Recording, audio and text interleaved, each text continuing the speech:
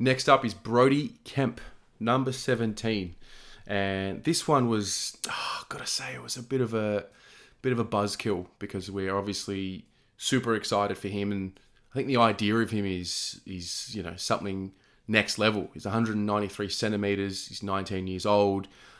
We got him as a bargain recruit, given that he was highly rated, and unfortunately he had an ACL injury. So I think that's what probably led him to slipping to us. But it was a great pickup for us, and a guy that is described as a leader, versatile, and strong in the contest. Is someone that you can never have too many of them. And I think we're really lucky to have him at the club. It's just unfortunate that he's obviously come back from his ACL, started training again, and then he's suffered a stress reaction or something. It's a little bit vague. I think originally it was explained to be a stress reaction, and then we were told that it was something that had happened in a marking contest. So that sort of led me to think, is it like a syndesmosis injury to his ankle? Anyway, long story short, we don't have Brodie Kemp for the short term. So it's hard to put expectations on him for this year. There is obviously some information about him and how he was to be training with the defenders, which I like. I think initially I was caught aback because I thought, well, he's drafted as a big-bodied midfielder.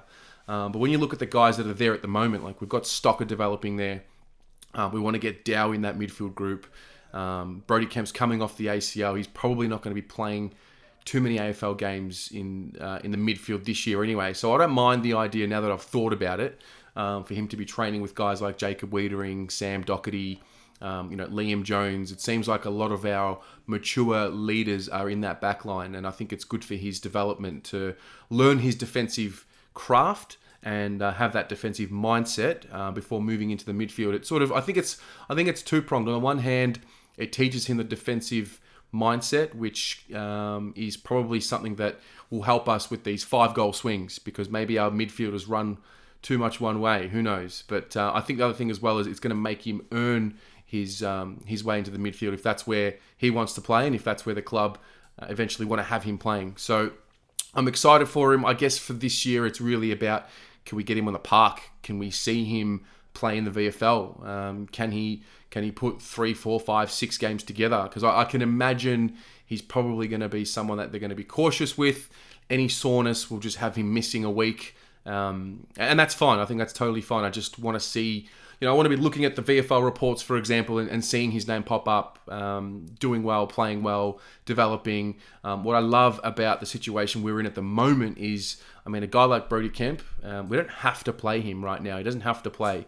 4 or 5 years ago, a guy like Brodie Kemp would be thrown straight into the ring if he was healthy, obviously. And so I like the fact that we get the opportunity to develop these guys in sort of like a low-key way before they play AFL. And I think that's going to be not what we want to hear in the short term, but in the long term, I think that's a good thing for the club. So I'm excited about that. And I really just want to see what this kid's all about. Big raps. Obviously, haven't watched him play too closely. None of us have.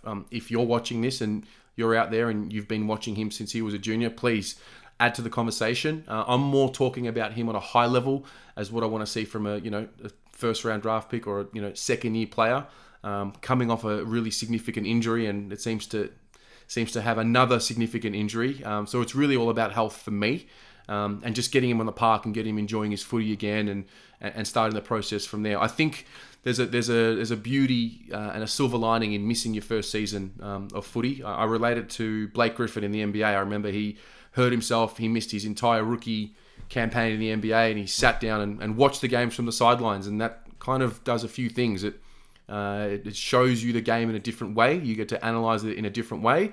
But also it probably builds that resilience because you miss footy and you don't take it for granted. So I think that's what it's going to be for him. He seems to be in a good environment. I have a lot of faith in the leadership around him.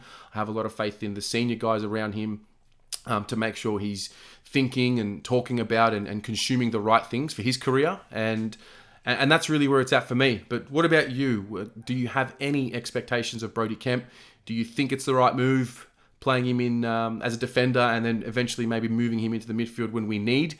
I personally think it's just it's just really just what David Teague does. We're building versatile footballers. We're building a versatile team because things can happen, injuries can happen, and you need to be able to be agile. And life can happen. Look at how this society is and how we have to change things week to week. So, yeah, let me know what you think about Brodie Kemp. What are you excited about? And we'll chat about it some more. Have a good one.